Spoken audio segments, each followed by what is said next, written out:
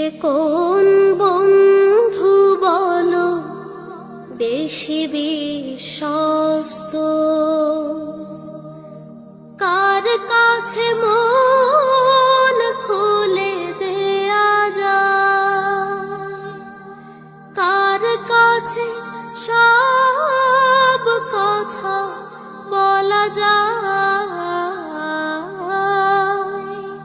হওয়া যায় বেশি আশ্বস্ত।